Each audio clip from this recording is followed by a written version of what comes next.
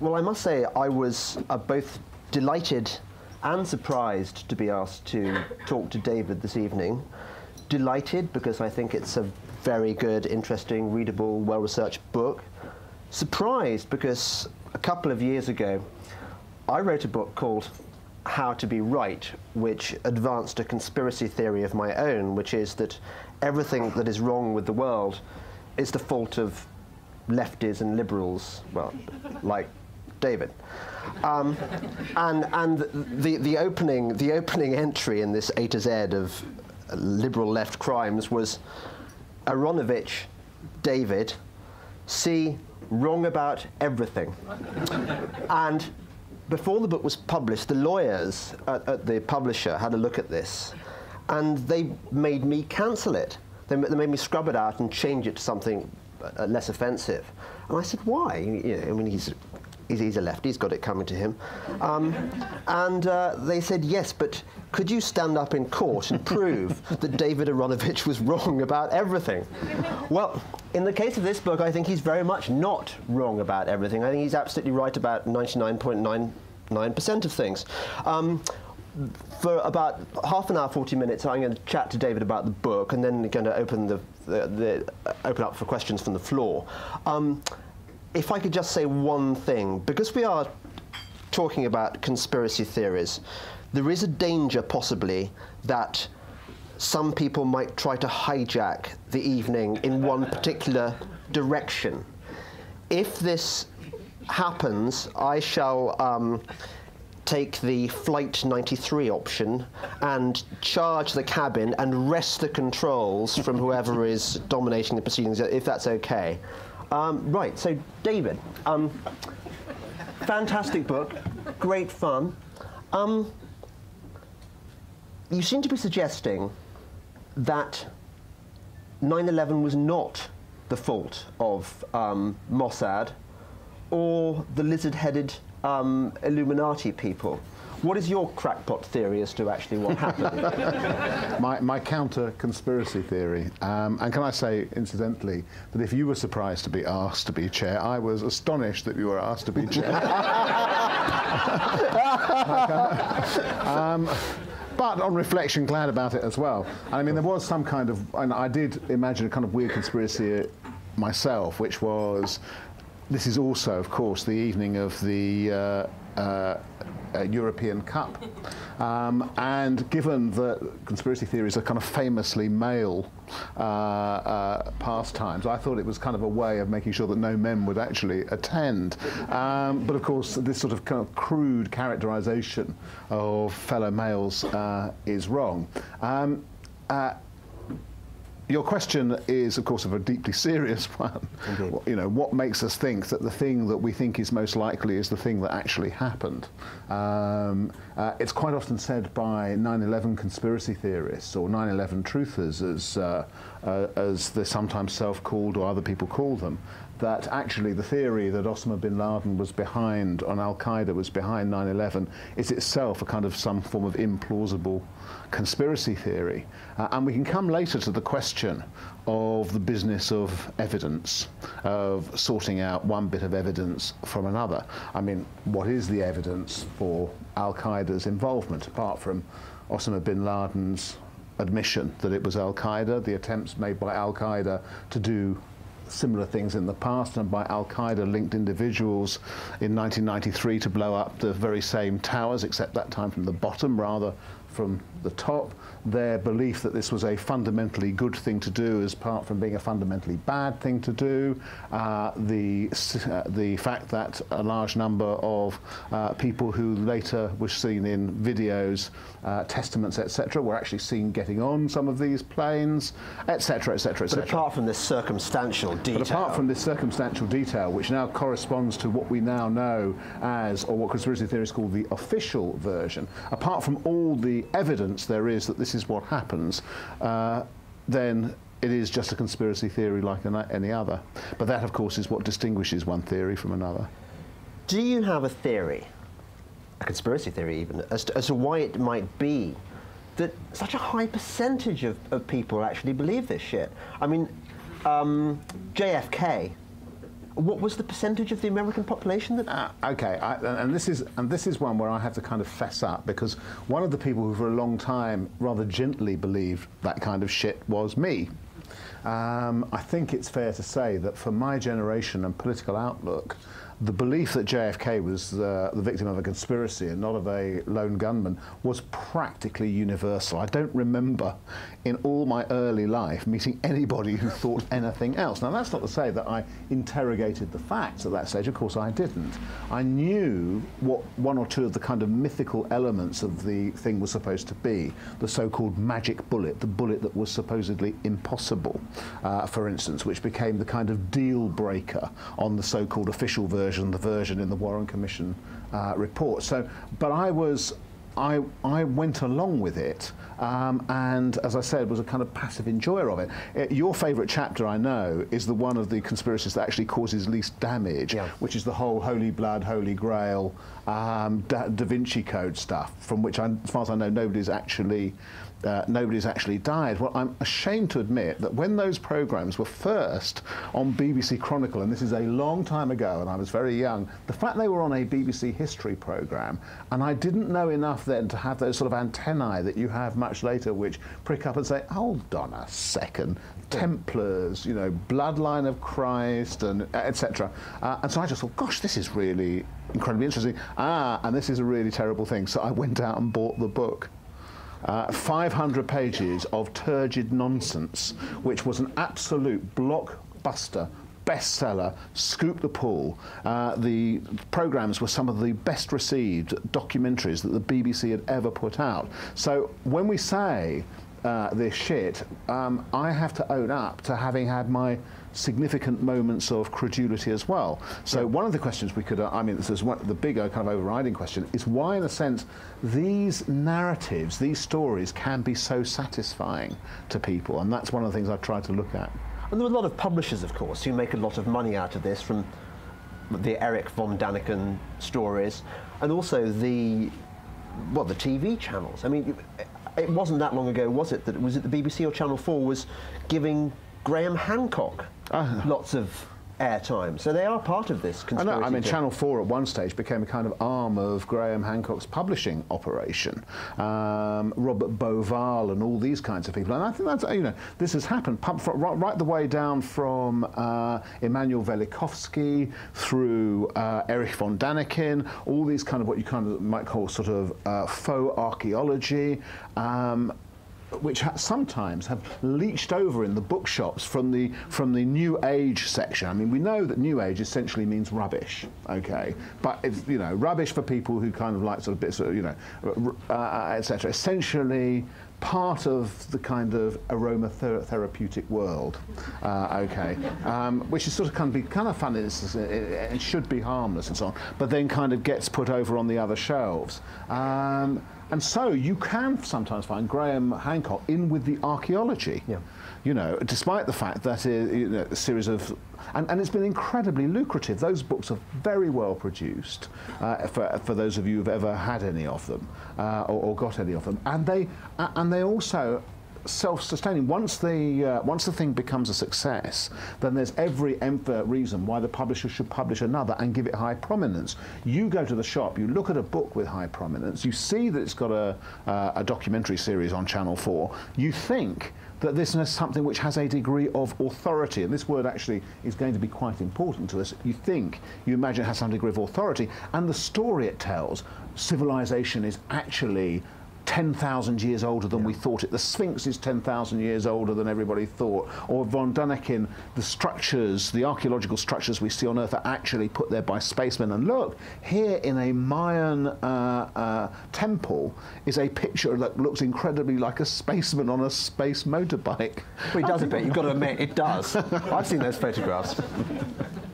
But it's annoying, isn't it, that I can't remember how many episodes were given over by Channel 4 to Graham Hancock's series, but then I think about it, 2 years later it ran this, an hour maybe documentary, exploding all the things they'd previously said were true, and all these experts in their field who devoted their whole lives to things like researching the Sphinx and could say exactly how old the thing was and no, it wasn't as old as Graham Hancock made it. these people are getting absolutely nothing for what they do, and Graham Hancock is making millions. Well, it's actually a point that you could make in a sort of different way about the internet, which is that the kind of first rush of what you might call sort of counter theory is given enormous sort of publicity. There was also an archaeological series called Test of Time, which I also bought the book of, actually, without realising that the chap who was involved was not actually a qualified Egyptologist, didn't really know, and was really running with a kind of flyer for which there was extremely little evidence indeed. But it's a bit like that on the internet as well. You know, because Google now has what you might describe as a kind of algorithm of desire, that's what comes up as the first few pages on Google. What you see kind of replicated is, in a sense, what a certain number of people are already desiring from the internet, and those will tend to be, in most of the fields, if you like, the conspiracy theories or the better narratives, as I sometimes call them, the narratives that are sort of more satisfying or that are more fun to tell. So it's like Gresham's law, bad ideas drive out good. They certainly do at the top, and you have to really search, and that's, I mean, part of the big problem for us in the, it's a challenge, and also something we should kind of arise to is, over the next 10, 15 years, is because we have embarked upon this information revolution, and whatever Simon Jenkins says, it is an information revolution, it is changing everything. The need for an education in discriminating between one source of information and another becomes very, very urgent. It becomes ever more urgent. It's something that we're kind of discussing, and it's kind of urgent in this field as well. Yes, it was good, I must say, even though we are supposedly on different sides of the political divide, it's good to see you coming down at the end quite hard on relativism and postmodernism, which I think has got a lot to do with the prevalence of conspiracy theories in our times. Well, I mean, there's a certain version of postmodernism, or kind of crude notion of what postmodernism is, that can lend itself to the belief that it doesn't matter whether something is actually true or not. And I do try and explore that in the book. Why it is essential to try and take a stand around what you can tell the evidence says. I mean, if you want to look for a kind of local example, which I don't give quite so much, you can look for the impact of the entire MMR debate, in which a kind of preposterous doctor, a careless editor of Lancet, a series of useless journalists, and so on, and a pressure group, a rather ruthless pressure group, combined to cause what is very nearly a health disaster in Britain, out of nearly nothing, out of just about nothing. I'm smirking guiltily here because I didn't give my kit to MMR because of that. Okay, you're all and then guilty. we had to go to great expense to these clinics miles away, where you had to give them one by one at great inconvenience and expense. And then towards the end we thought, oh, sod this, we'll just give them the MMR anyway. Yeah. Dumb. So we all have been guilty in our time of falling for at least one or other conspiracy theories. Oh, I don't know whether we all. I mean, there are probably people here who are far too sensible for any of them. But I mean, but I certainly did. Yeah. Is anyone here who has not believed ever in any conspiracy theory? There's one person, Mr. Posner. Well done. Congratulations to you, sir. Yes, it was good to see you revisiting the wonderful era of Hilda Murrell and that whole spate of paranoia documentaries, of TV series like Bob Peck in Edge of Darkness and Defense of the Realm, where Gabriel Byrne gets blown up at the end by the shadowy forces of the government. Can you just tell us a bit about the Hilda Murrell story? Okay, first, I mean, I think this will be an age thing. Who remembers the case of Hilda Murrell? Okay, so I think some explanation is in order here. You could maybe compare and contrast with David Kelly, because they're quite similar, I think. Sure. Well, the case of Hilda Murrell was an elderly woman who lived in Shrewsbury, and in 1984 she was murdered. She was abducted from her home. Her body was found some way away in a copse of woods. The police said it was a botched robbery. It began to emerge that Hilda Murrell had two claims to political radicalism, or to be linked to political radicalism.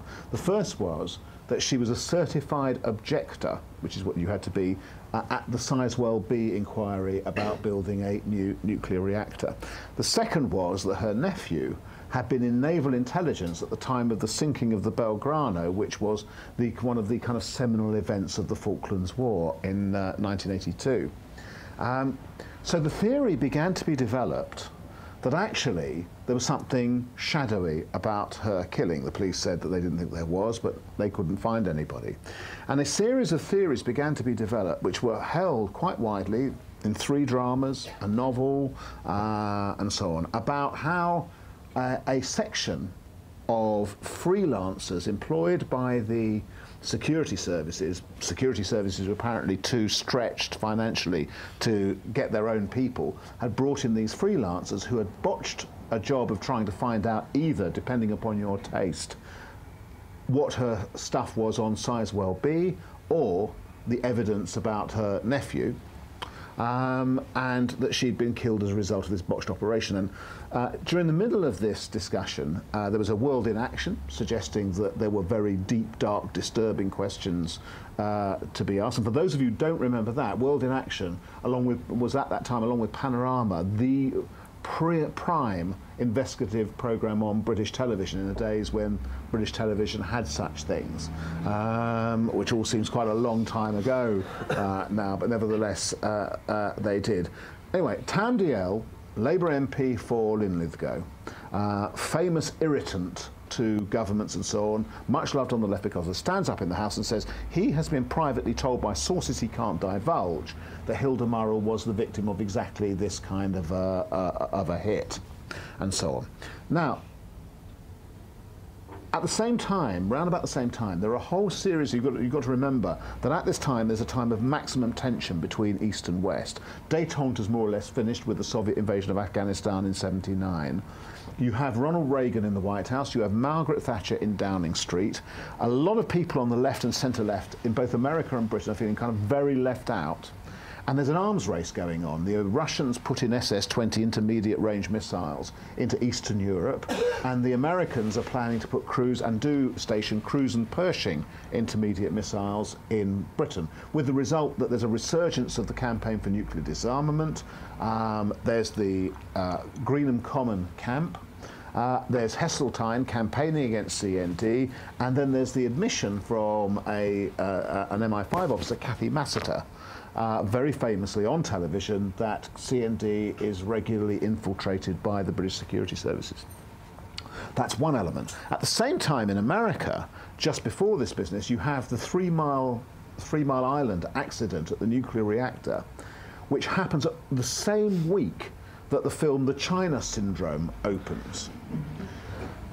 Not long after this, also, you have a series of books and then a film about an American worker for the nuclear industry, a woman called Karen Silkwood, who is killed supposedly when she's on the way to see the New York Times with some information they might like.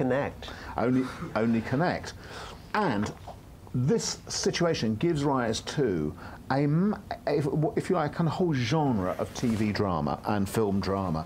Edge of Darkness is the classic example, just re-released. Well worth seeing for a real prime example of mid-80s paranoia, very well done. Defence of the Realm with Gabriel Byrne, and they all have the same kind of thing, whistleblower. Stumbles upon, an ordinary person, maybe even rather cynical, stumbles upon something, finds out that there's a kind of secret nexus between the state, the Americans, and industry, it's always that, and so on, and gets bumped off at the end, but not before heroically letting everybody know what the situation is, because that's the kind of thing. And I think a lot of people actually began to believe that life was actually like that. Anyway, actually, I haven't cut a long story short. To cut a long story long, a cold case review of the Hilda Murrell case in 2002, reviewing new DNA evidence, traces the DNA to a local farm labourer, who was 16 at the time and in a children's home, who is convicted of the crime in 2004. Case solved, and it really is solved.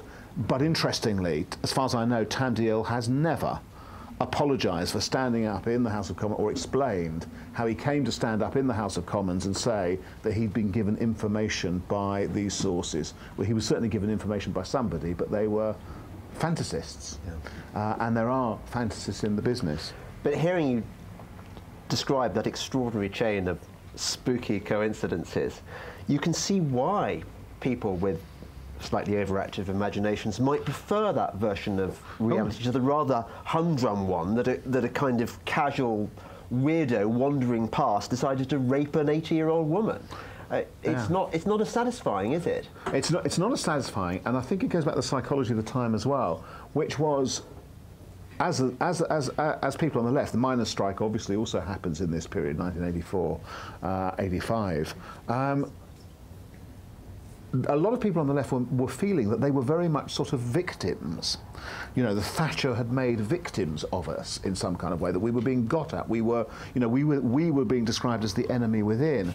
And one of the ways of explaining our own kind of catastrophic political defeat to ourselves was to give the enemy sort of almost kind of demonic capacity. Yeah. And I see something very similar in the 9/11 movement, except on a more eccentric level. But then, of course, other people's conspiracy theories are always more eccentric than one's own. I mean, one of the interesting things is this: you'll find left-wing conspiracy theorists who are very, very cross to be lumped in with right-wing conspiracy theorists, because what they say is that their conspiracy theories are much more credible than the right-wingers' conspiracy. Well, I mean, yes, when you were talking about the McCarthy trials, as a sound right-winger, I mean, I'm not a fan of McCarthy, but I was thinking, well, the Rosenbergs were selling secrets to the Russians, so it wasn't exactly a conspiracy theory, was it? I mean, you know, the left was doing bad shit. No, but the thing is, it actually was a conspiracy theory, because what McCarthy said was, I have a list of 217 people in the higher echelons of government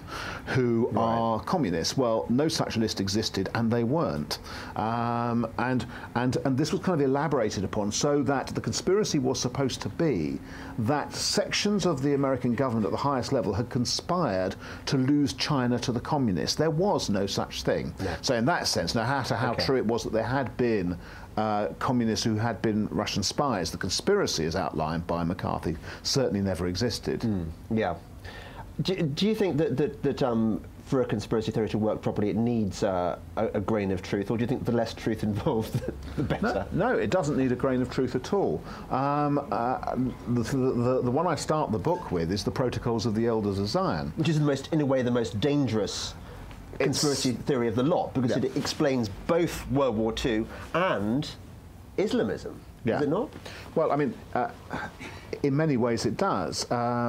The Protocols of the Elders of Zion is this document circulated mostly at the end of the First World War, originating with White Russians, which purports to be a kind of meeting of the chief Jews in the world. They've come together sometime round about the World Zionist Congress in Bern in, I think, 1897, and so on. So it purports to be a record of it.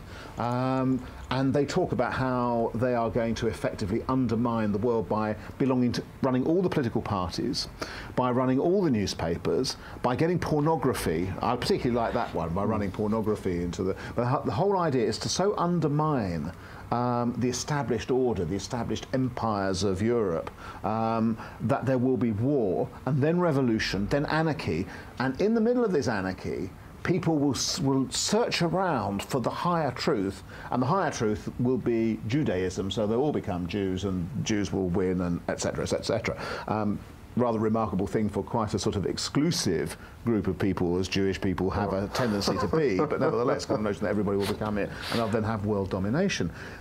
The thing is that this was widely believed by middle-class people, and students and professors and even newspapers in Europe in the period after the First World War. It was believed by Henry Ford, who put millions of dollars into circulating this kind of stuff. It was believed that it might be possible by the editor of the Times. The Times wrote an editorial about it in May 1920, saying, have we exchanged the prospect of a Pax Germanicum for a Pax Judaicum? You know, this kind of now, the Times covers itself in, recovers itself a bit, because it's its reporter that discovers the real origin of the Protocols of the Elders of Zion when he's given the book upon which the Tsarist secret police some years earlier had used as a basis from which to create it, and can therefore show its provenance. But this isn't sufficient, of course, for many people in Germany, and the Protocols becomes therefore one of the major weapons of the Nazis. It's used in education. but what's very interesting about it is, so it's described by Norman Cohn, the historian, as a warrant for genocide. It gives people the excuse that they need. But the thing about the protocols is it is regularly cited even now in Arab countries. I found a copy on Brunei International Airport, believe it or not, which is an Islamic country. So it's also sort of, has kind of traction in even at the most ordinary level in Islamic countries. It's widely touted, often on Iranian television, and of course is part of the Hamas Charter. Actually, is referred to in the Hamas Charter. So, it shows you the capacity for even what we would now regard as a super ludicrous conspiracy theory to have sufficient, mutation, and well, actually, it hasn't even mutated that much. That's what's funny about it. But to be able to move from one place to another and cause trouble. Yes, I mean, you don't go enormously on this thing in the book because there's enough there. It's interesting enough. We don't need to. Doesn't need to be any longer than it is. But I was wondering whether you could expand a bit on that. The fact, for example, that so many Muslims in Britain at the moment still believe that 9/11 was a conspiracy by MI5, and don't believe that that Muslims were responsible for 9/11. Yeah, well, I mean, that's just a regrettable truth. There is a fairly widespread conspiracism of that kind. I mean, a majority, indeed, I think. Is that? I can't speak to whether or not it's a majority. I mean, I honestly don't know. I mean, I don't know of any particular poll. I know there are some polls taken about whether or not 9/11 was an inside job, and I don't know whether it was a majority. I honestly can't remember.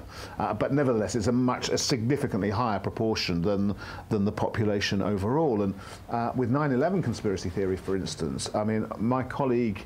Or a colleague of mine, Anatol Lieven, was reporting from Pakistan just 3 weeks ago that the widespread belief in Pakistan that 9/11 was an inside job was actually quite a significant barrier to taking action, mobilizing action against the Taliban in the Swat Valley, up until the period when the Taliban, of course, made it essential for the Pakistani government to act.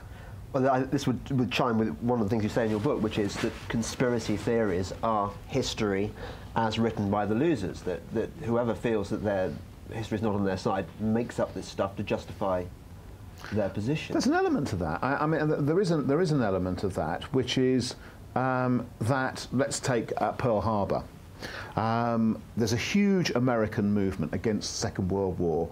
Up until Pearl Harbor. It's forgotten here now, just what a kind of close run thing, the question of whether or not, even before that happened, America would give significant aid to Britain once war had broken out with Germany, and even at the time when it looked as if Britain might actually be defeated and invaded. Even then, it was touch and go as to whether or not Britain would get significant aid. America had signed up to a series of neutrality acts because of its experience in the First World War. They were determined not to repeat it. There were a lot of people then who said that had been a conspiracy to get America into the First World War by the armaments manufacturers and bankers and so on. And if they wanted to go that step further and ask what kind of race the armaments manufacturers and bankers belonged to, then some of them were only too happy to do that, as I've suggested. But anyway, they're a very powerful movement. And by and large, although they lose out on things like Lend-Lease just to Roosevelt, nevertheless, there's a strong feeling that America itself won't be drawn into a war. And then along comes Pearl Harbor. And this destroys the America First movement, absolutely destroys the isolationist movement in the United States overnight. Now, as you get towards the end of the war, 1944, there begin to be demands which are sort of backed by the Republicans, who've had enough of losing elections to Roosevelt, which they have done now continuously since 1932, to look at the Pearl Harbor case again. In the first instance, there's a suggestion of government incompetence. Now, this begins to change into the idea that just possibly it was provocation, that Roosevelt had provoked the Japanese. And now this gradually also changed over the years to to the proposition that the American military had broken not just the diplomatic code that the Japanese had, but they had also broken the Japanese naval code, and that therefore not only did Roosevelt provoke the Japanese, but not only did he have an idea that an attack was coming, he knew exactly where it was coming, he knew it would attack Pearl Harbor, and decided not to tell the American forces at Pearl Harbor about it and to allow the Japanese attack to happen. Gore Vidal is a famous proponent of just this theory, as it happens, or but he's dead now, which is a bit sinister, isn't it? Who? Gore Vidal, isn't he? Well, as far as I know, he's still alive. Oh, is he? Oh, my God. No, he's not very well. All right. But let's not exaggerate. He may have been poisoned by the intelligence people. Well, he could have been. One of the things that we can notice by this, incidentally, is how very, very rarely conspiracy theorists are killed. Which, given that you have the kind of secret truth, is. But I don't wish that upon them. But nevertheless, you can see here how a defeat is gradually rationalised by a section of the defeated as being as being the product of deliberate skullduggery. Now, before we open the questions to the conspiracy wackos on the floor, you're just trying to charm them all, aren't you? I'm just trying to charm them. May I invite you to read your funniest joke? No, there's a very, very funny bit, one of the many funny bits in the book, where David talks about. Sorry, I'm setting it up now. I'm setting you up for a fall, aren't I, mate? I'm sorry. That's right. What's funny about that? That's the funniest bit. It is my favourite conspiracy, which is the one about the Holy Blood, Holy Grail, Holy Shit, as he calls it. And he's talking about how the people who wrote that book, what's the book called? Bagent, Lee, and Lincoln. Yes. How they sort of obfuscate the historical detail and how they came to their conclusions, and that bit there.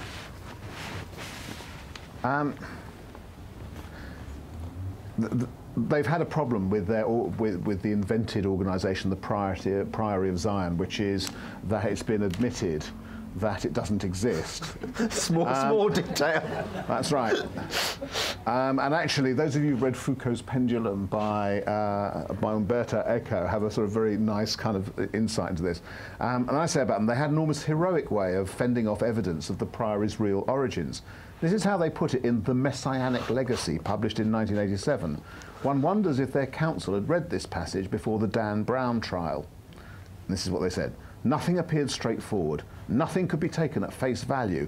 Everything had an alternative explanation. The Prieuré de Sion had begun to seem to us like a holographic image, shifting prismatically according to the light and the angle from which it was viewed. From one perspective, it appeared an influential, powerful and wealthy international secret society, whose members included eminent figures in the arts, in politics, in high finance. From another perspective, it seemed a dazzlingly ingenious hoax devised by a small group of individuals for obscure purposes of their own. Perhaps, in some fashion, it was both. And then I write, and perhaps Lincoln, Bagent and Lee are in some fashion a group of Zulu women from the high veld. Well, because it does come... Just one point I noticed there, the holographic image, which David Shayler, the ex-MI5 man, believed was what happened on 9/11 when missiles cloaked in a holographic aeroplane-shaped image. Is that right? Yes, that's what he said. Is David Shayler here? No, David Shayler. I mean, alas, David Shayler has had the revelation that he is God. And I'm not joking here, so he's a slightly sad case, really. Like David Icke? Yes, yes. So those of you, of that disposition, we're now going to have to choose between them. Because I suspect they can't both be right. No. So, shall we open the questions to the floor? Yes, you, sir. Oh, sorry, yes. Oh, yeah. It's only because it's been filmed. Oh, right. That's a good by the intelligence services.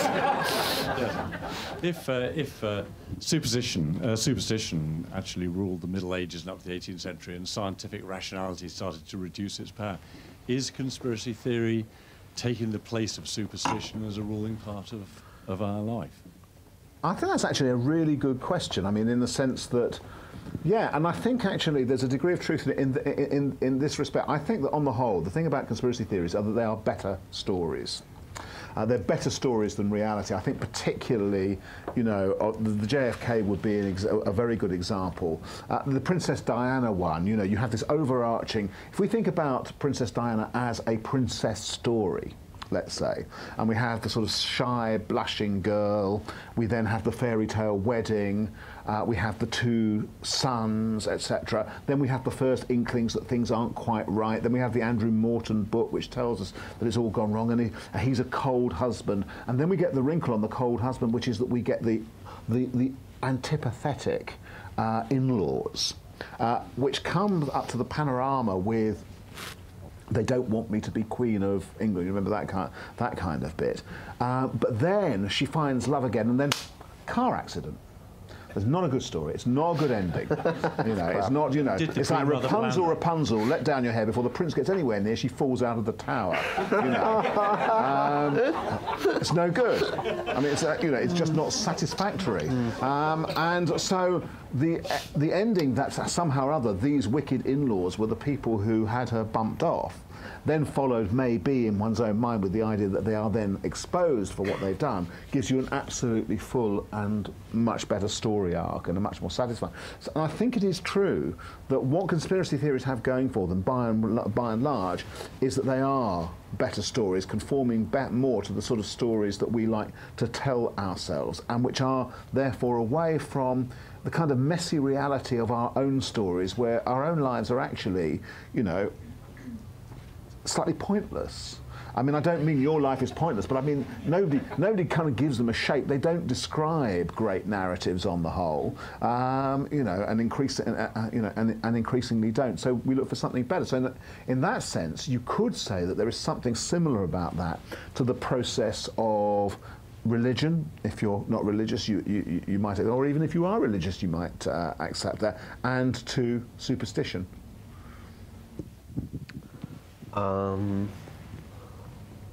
Who's that? Yes, that chap there. I'm very intrigued by the sort of creativity and ingenuity of people who devise these things, and I was interested in you talking a little bit about that, about how you feel about the people who actually come up with these. And one particular example, which I don't know if you come across, which is the re-explication of the Mohammed al-Dara video. I don't know if you looked at that on the web.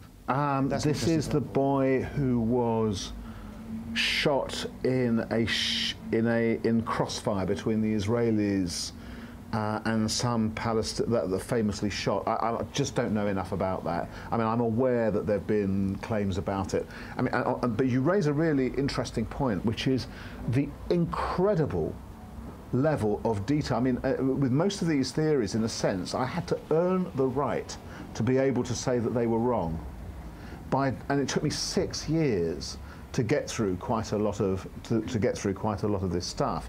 I mean, take the kind of 9/11 theories. They have been added to, subtracted from, added to. There's always a new addition. I mean, and there's some very nice 9/11 truth people who follow me around. Well, actually, of the 5 of them, 2 of them are nice and 2 of them are very cross, and so on. So maybe they can learn their techniques from the intelligence services themselves, and so on. But there will always be, if you say, right, the thing you asked me last time, you know, this is the answer to it. They say, oh, nobody believes that anymore. What about this? And it's absolutely extraordinary how they will find a Danish scientist who no one has ever heard of before, who they say says that they have now found traces of explosive at the site. And what do I think of that? And you begin to chase it back, and you find out that this man is not necessarily terribly expert, that actually he hasn't said that he has found it, he said that he might have found it, and that also the thing that he said he might have found, not everybody agrees it even exists, and that the samples he looked at have been contaminated by being in people's lots for 8 years. But you have to do all that work to discover it, and so on. So there is a kind of, and if you look at the Holy Blood, Holy Grail, for instance, there is an absolutely extraordinary commitment to inventing rubbish there. And to finding kind of connections in rubbish. I mean, you know, they say, they posit the notion backwards from everything that the wife of Jesus Christ, pregnant, found her way to the shores of France. That the bloodline of Christ that was thus established was guarded by some secret organisation till this bloodline becomes the Merovingian dynasty in France, which is then superseded 200 years later by the Carolingians, at which point it metamorphoses into the Dukedom of Lorraine and is then guarded by this Priory of Zion, including, you know, Jean Cocteau and Leonardo da Vinci and Isaac Newton and various other people who kind of take it. And it just, this is an incredible level of they've done an extraordinary level of reading of other bits of rubbish in order to get there, and so on. And yes, there is a kind of commitment to establish these theories, which is really dramatic. I mean, and a lot of people, some of the people who are conspiracy theorists, like the 9/11 people, are as active and as committed and as totally sincere as any party political activist or any activist for any other kind of organisation. You know, there's not, the one thing I don't on the whole discover in this is very much insincerity.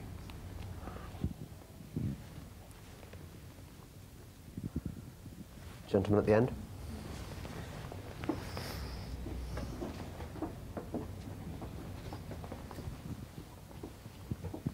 I wonder if one of the reasons why you can't ever defeat somebody who believes in a conspiracy is because you're not arguing with them on an intellectual level, but actually it's an emotional level.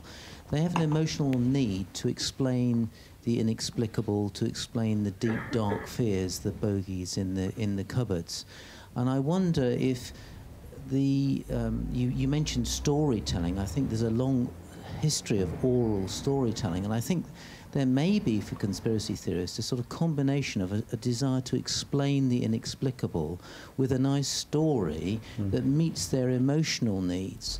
And that's why it's so hard for you to construct an intellectual argument to knock down their theories, because they will always replace it with another theory because it supports where they come from to explain the inexplicable. Do you think that's a possibility? Yeah. I do, although I don't give up kind of hope on this one, because actually, of course, as I pointed out, people who believe in conspiracy theories are not sort of strange other creatures. They are just ourselves in sort of different moments. And, you know, as with the MMR thing, people who suddenly begin to have doubts at a certain moment and so on. I'm not talking about the people who necessarily kind of propagate it in a big way, but certainly those. I mean, the first thing to say is that certain kind of conspiracy theory telling is about the pleasure of telling the story. I mean, part of my kind of base reason for wanting to do all this was to give people like me who found ourselves in dinner parties or in the pub with the guy, and it always is the guy, who tells us, did you know? But, you know, actually, the ammunition to say, well, no, actually, you know, for once, and, you know, because what would always happen is that you'd say is, well, I'm really not sure that can be true. Oh yeah, I've got all the evidence. Here's the 5 key kind of facts, and of course you're right, you don't have the answers there to the 5 key facts. Well, hopefully this sort of partially deals with that. In this sense, for instance, when I was working on the book and went back over the Kennedy stuff, I discovered things that I had never really thought about, like the fact that Lee Harvey Oswald had in April 1963 already tried to assassinate somebody using the same rifle in Dallas, had actually only narrowly missed. Well, that's a bit of a kind of important thing, really, to know that about him. The next thing is to have, when you see what's become more possible recently, computer reconstruction using the exact locations of the book depository, where Kennedy sat in the car relative to Governor John Connolly, just above, Connolly slightly below him, and in board to the left. The so-called magic bullet, which they always said was an impossible thing, which we always told us it's impossible. No bullet could have done that. Actually, not only can it have done that, but the magic bullet actually doesn't look magic at all. It looks like a very sensible kind of a bullet. Well, once you know those two things, you don't need a conspiracy theory anymore. You know, there's no need to be more complex than the conspiracy theory, because all you really need to reflect upon is the bad luck, in a sense, that managed to route the Kennedy motorcade past the book depository where worked somebody who'd already tried to off somebody a few months earlier, and such things unfortunately do happen in life. So actually, when you know that, when you get a kind of casual conspiracy, I mean, it's true in a way. I mean, as a Labour Party MEP, he'd been the head of he'd been the chief of the Labour group in MEPs. And I told him I'd been writing this book, and he said, you know, but, you know, you do believe in some conspiracy theories. And I said, well, increasingly, actually, I don't.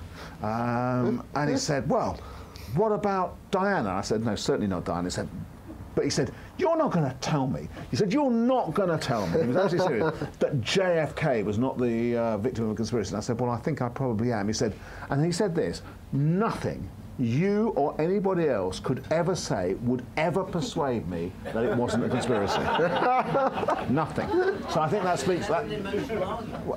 It certainly is. And I said to him, all right, I said, but what I'm getting back from you is not, if you like, a kind of, you know, an evidence-based thought or a series of things about what had happened. What I'm getting back from you is a determination to hang. I mean, and some people can say, yes, you're generally right about conspiracy theories, but this conspiracy theory that I particularly like and have held on for a long time, that's true. And if you say it's not true, you're a bastard. And I get quite a lot of that, actually. I think you might be a bastard. Yeah.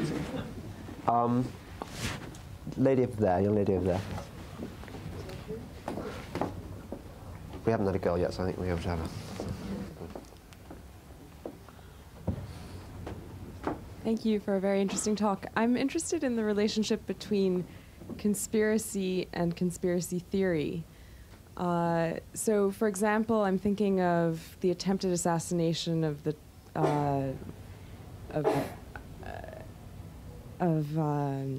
Castro with a cigar, I believe, and also the overturning of Allende.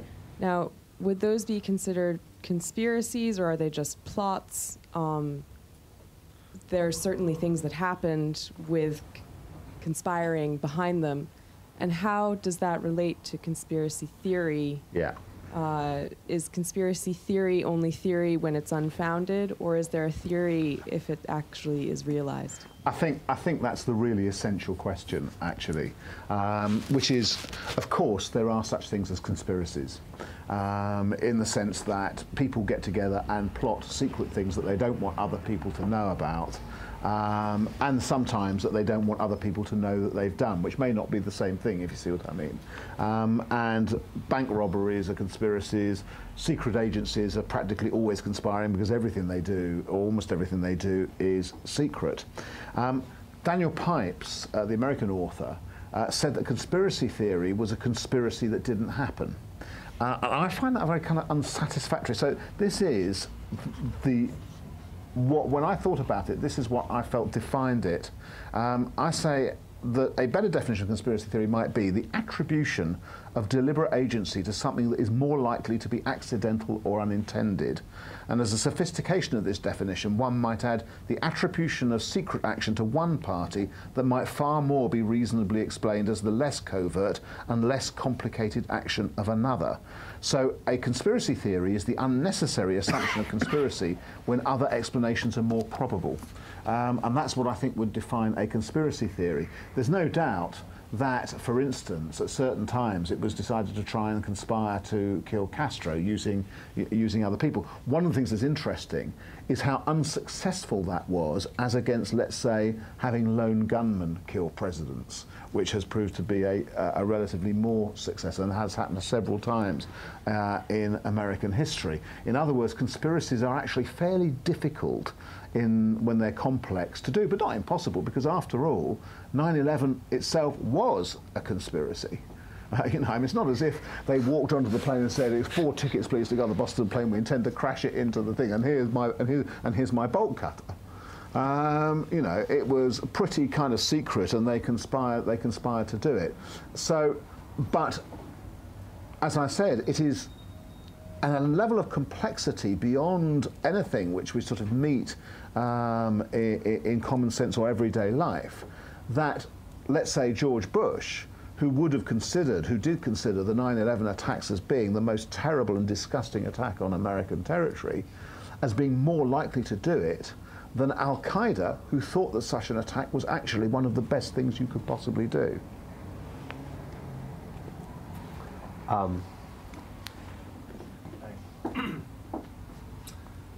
Could another explanation for the reason why people turn to conspiracy theories? I have been called a truther by my brother, and I don't really believe in the 9/11 truth movement, but some of the things that made me feel a certain way was simply because I didn't understand how something could have happened, and there wasn't enough of an explanation. So it wasn't that I believed necessarily there was a conspiracy, I just wanted someone to explain something. I mean, for example, something that comes out, the Pentagon and the lack of plane and the Building 7, just when you see the news, there isn't a tail or wings, and thus you just want an explanation. And when the investigation took a couple of years to come to fruition, that lag time can, I think, lead perfectly sane people to actually think, well, I just want an explanation. This also is a very good point, particularly in the era of the internet. A number of things happen. Let's take 9/11, for instance. The first thing is that we all know what happened in terms of, or everybody except David Shayler knows what happened. Okay. So we now think of it as inevitable. It's a tendency we all have. But actually, at the moment when it was happening, it wasn't inevitable at all. It was one of many, many possibilities about what could be happening there. That's why all flights into and out of the United States were stopped, which is why public buildings were guarded here in London, despite the fact that there was, it turned out, no threat. We didn't know that at the time, and so on. So one of the things you really have to do is distinguish between what you knew now, what you know now, and what you knew then. The second thing is that the first media reports of something happening are very, very confused. Having been a journalist for a long time, I can tell you that you're grabbing at pieces of information and trying to get them either onto the air or onto the newspaper, and you're also looking all the time for what the clue might be and so on. In other words, they can be fairly inaccurate, and something that conspiracy theories often do is pick up on the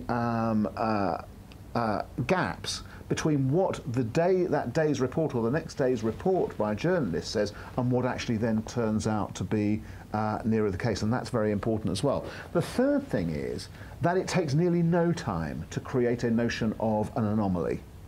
But it takes much more time to explain it once the notion of the anomaly has been created. Largely because the people who have to explain it are busy doing other stuff, like guarding us against other possible terrorist attacks that they might think are coming, and partially because their mills grind very small, whereas the conspiracist mill grinds very, very, very big. In other words, you can stick a theory out there in no time with no evidence. So let's take the Pentagon as a classic example.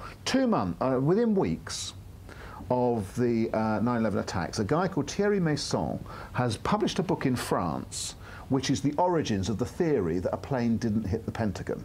Okay. He gives all kinds of reasons as to why this is. The hole in the Pentagon isn't plane-shaped, as if what happens is like out of a Tom and Jerry cartoon, where kind of Tom goes through the brick wall, leaving even his whiskers in kind of profile and so on. And then they make all kinds of assertions like there's no wreckage, etc., etc., etc. Here are the facts as they then become established. There was wreckage. There are pictures of the wreckage, including recognisable pieces of that aircraft's design on the lawn of the Pentagon just after the crash. The DNA of the passengers who were in the plane was found inside the Pentagon. We have seen pictures of and the discovery of the engine parts from that particular make of plane discovered from within the Pentagon.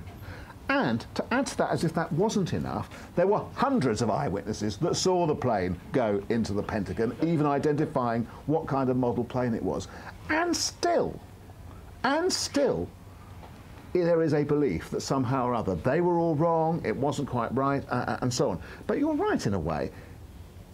2 months after the Pentagon was attacked by a plane that everybody had seen, they weren't going to spend an awful lot of time and man-hours chasing down these ridiculous theories in order to refute them when there was other stuff to be getting on with. So that's why it took at least a couple of years for organisations like Popular Mechanics and the people who run some websites like 9/11 Myths to actually begin the business of refuting conspiracy theories, because the refutation of conspiracy theories is very nearly a full-time job, and it's not one on the whole that you want your security agencies wasting their time with. It's the sort of thing you can have people like me wasting my time with, because it doesn't matter if I waste my time.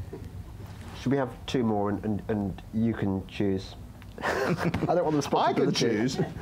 That's not sharing, that's total irresponsibility. Yes.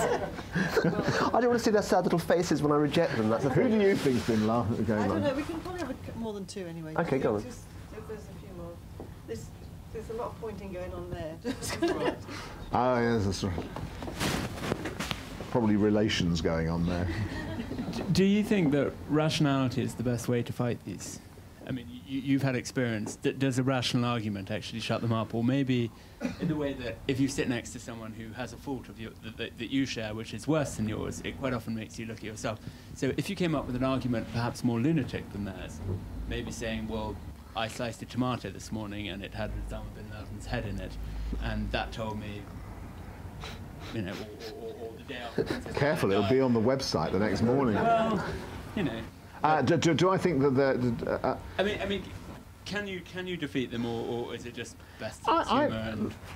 I mean, there is the kind of element of combativeness in me that thinks about sort of defeat and so on and enjoys that prospect. But actually, it may not be the right way of looking at it, because I'm also defeating myself partially in this. I think that there is quite an important counter movement underway at the moment, and I give myself the conceit of being part of it.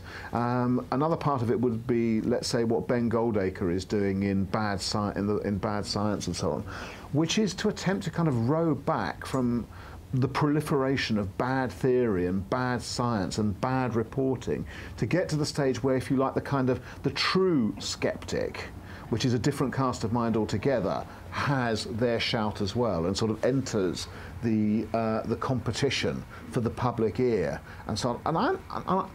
And Ben chaired one of these sessions with me in London 2 weeks ago, and he was much more pessimistic than me, despite the fact that his book is now an absolute runaway surprise bestseller. It really, really is.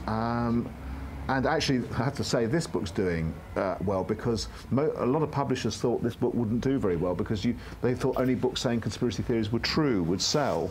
And so I think I think there's a movement. I think the kind of anti-stupid and skeptics movement is kind of well underway, and here you all are.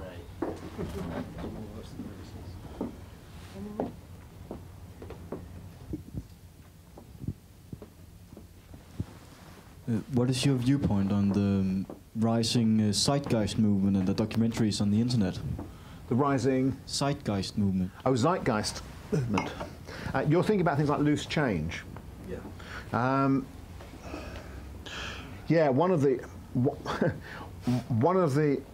things about the internet and so on, which is very democratic, is it blurs the distinction between what comes out, if you like, out of a reputable and official source and what comes out of a sort of like a citizen source. And sometimes that's a good thing and sometimes it's not, and it's very difficult to tell when it is. So you get a documentary like Loose Change, which is made for very little money, largely because, you know, the people in it are students and therefore don't require a huge amount of money to keep going. They pirate stuff, you know, the music, or indeed sometimes even compose it themselves. They take the images from anywhere they want, and they're very adept in the medium, and they're very, very good at putting images together and editing, because they absolutely belong to the generation that has gone way beyond pop videos and so on, but that understands almost kind of instinctively how these images work together. And these are very, very kind of powerful. They become very powerful artifacts. I think, actually, in a way, Michael Moore is a sort of forerunner of this, and shows how quickly it adapts. Michael Moore is fabulously partisan. He's fabulously unscrupulous in a way in how he intercuts. You know, any documentary maker can see it sort of coming a mile off, but if you're not a documentary maker, you're just impressed by the kind of power of it and so on. And I think that is kind of problematic, really, because you don't have. It's like in a way being in a class with a mimic. You know, it doesn't matter that you might be a better person than the mimic. The fact that the mimic has got your voice off to a T clobbers you every single time. I mean, you're buggered really one way or another, and it's a bit like that. It feels a bit like that. However, what I think is coming is a moment whereby you then get counter films that point out. I mean, they'll take a little bit more, but they also have fun, sort of pointing out how ridiculous these things are. I kind of hope that's what's going to happen.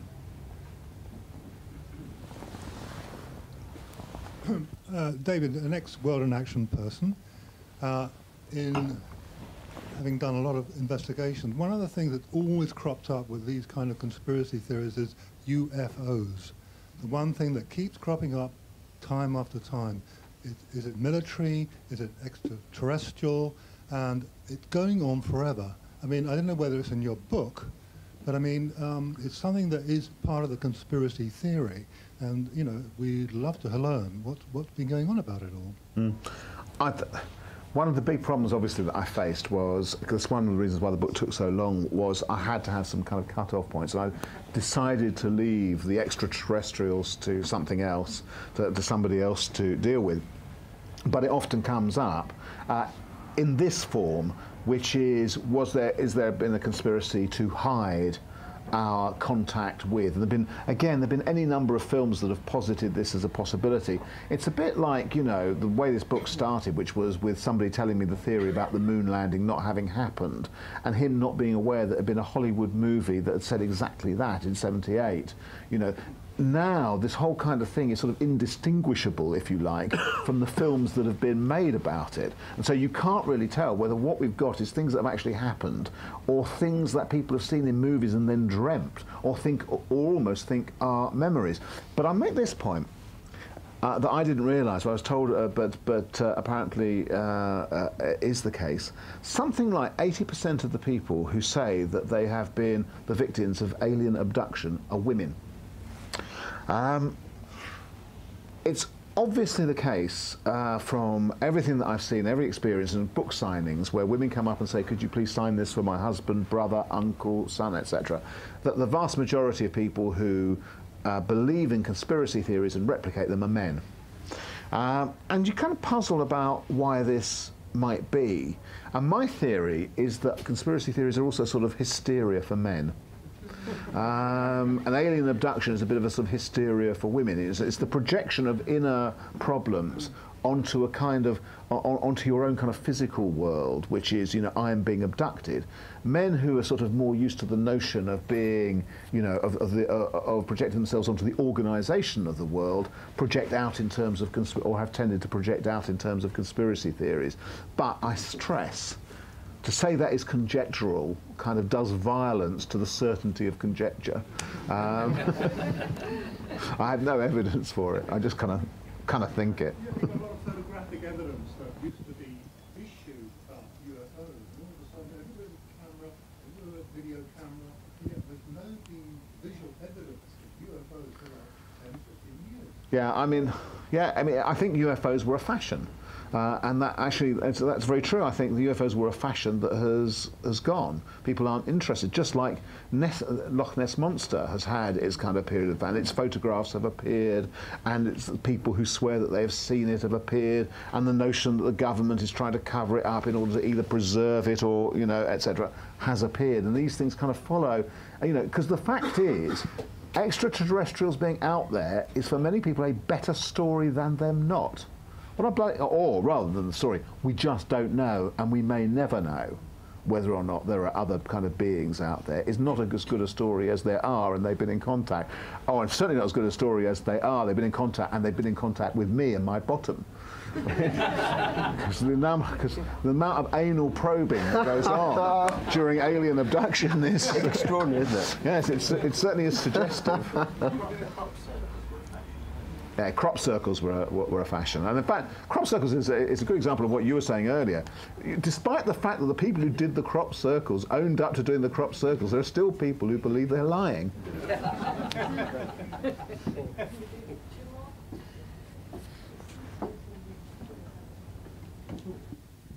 I'd like to know what you think should be done in the information age with YouTube and whatever. What should be done to educate, in particular, children in how to respond to these sorts of challenges? Okay.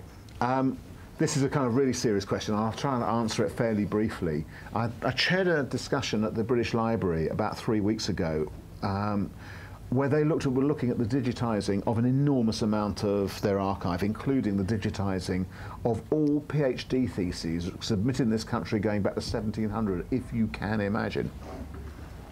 But the general issue was coming up about what we were going to do with what greater attitude we should take towards, and there were lots of people from universities and so on. And the question arises about whether or not we shouldn't find ways of creating a sort of a body on the internet which is kite marked, which has some form of peer review. It doesn't say that everything else is rubbish. It just says that we can vouch for the information within this kind of section, whether we aren't going to have to begin to do that.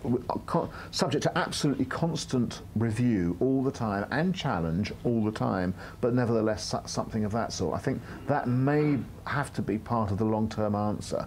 I don't sort of go into that in the book, but it's just a sort of another interest.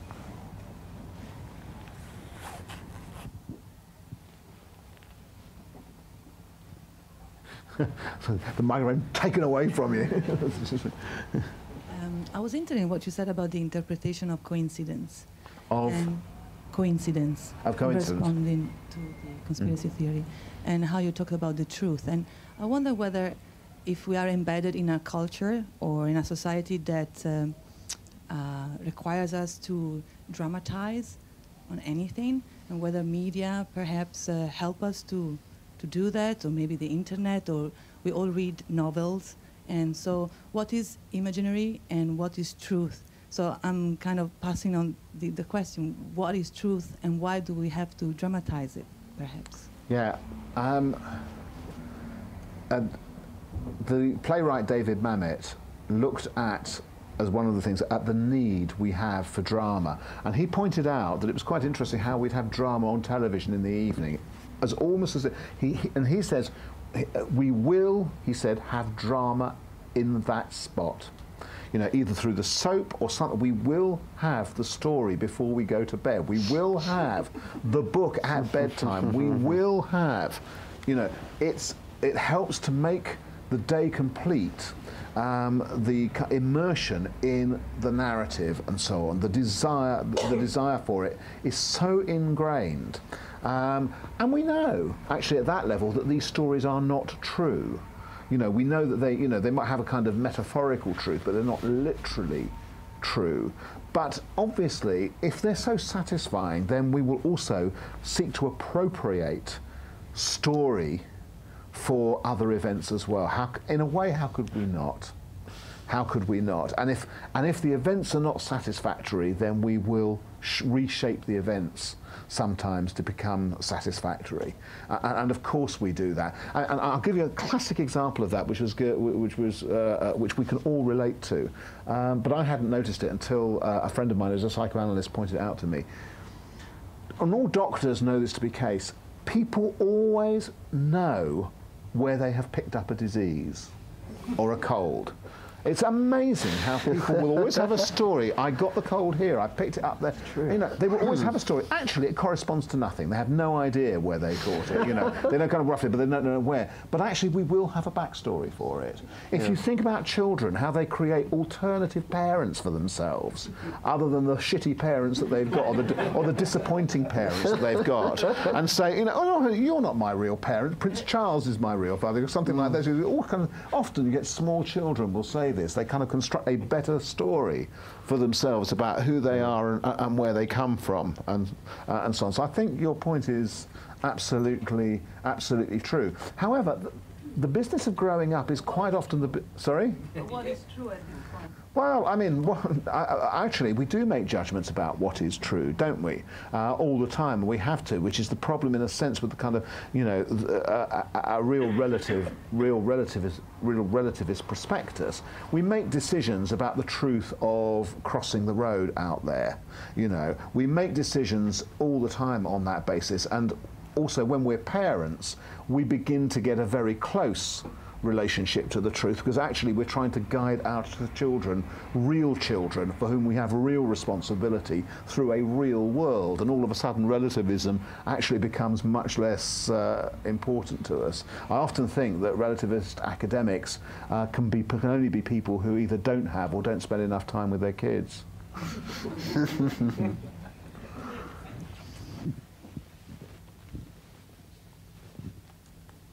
Don't you think one of the factors here is the fact that we're not always told the truth by politicians? And if you look at things like extraordinary rendition, torture, if you look at Obama's just revelations recently that actually torture did happen, weapons of mass destruction, do you not have some sympathy for people who might be grappling with things when they don't know what the truth is? Yeah, I mean, clearly yes, must be the answer to that. I think, you know, although in a way, well, yes and no, because of course they also know that they themselves lie.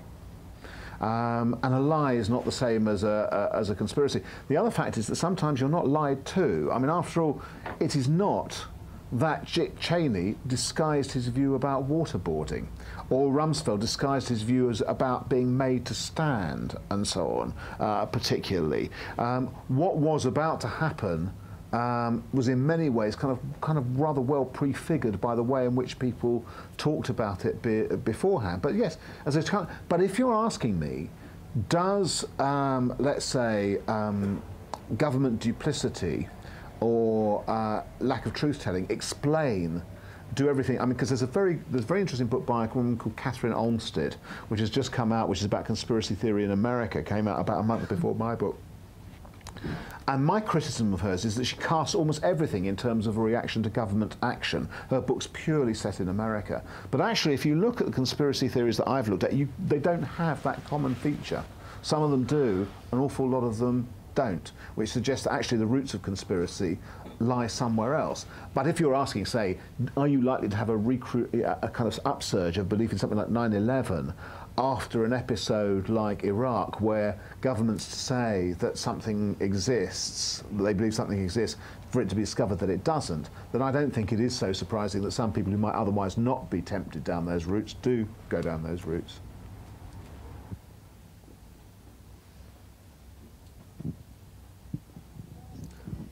This is the last one, I think. Okay. Yep.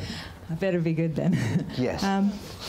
One of the things I think that also that fuels all this is people's fantasies are much stronger than the reality, and I mean, hence that's where madness lies, of course. And you know, in all these theories, you know, really what you're describing is just reality just gets crushed essentially, and it's not just where madness lies. And I imagine you have a lot to say about this in your book, but it's actually not just kind of funny stories, but potentially quite dangerous, because it fuels people's paranoias, their fears, hatred, all sorts of kind of very, very serious implications. And I think, you know, the idea that people sit around and have a laugh about conspiracy theories, and perhaps what doesn't get discussed or addressed enough is really, this is where madness lies, and can be potentially quite dangerous. It can. I mean, the first thing I say is, one thing we should say is that reality is maddening. Reality is difficult, contingent, messy, very often unpleasant, unsatisfactory, and so on. So reality itself can be a hell of a thing to deal with, and therefore it's not surprising that people take refuge in complementary therapies and homeopathy and weird science and so on. Some people might add religion to that, other people wouldn't. You can dilute according to taste, as they used to say on the Ribena bottles, and so on. But the thing is, I'm pretty sure that if we're sort of prepared to admit to the messiness of things, you know, admit what reality, to a certain extent, what reality is actually like, I think that's the safest way, you know. But it does, you know, it does kind of require fessing up. I'm rather encouraged by the way in which, for instance, people in the last 5 to 10 years have started to talk about depression, for instance. and admit to depression and analyse depression, not overanalyse it, but really to talk about because that allows that people will sort of more readily, if you like, talk about the way in which life is.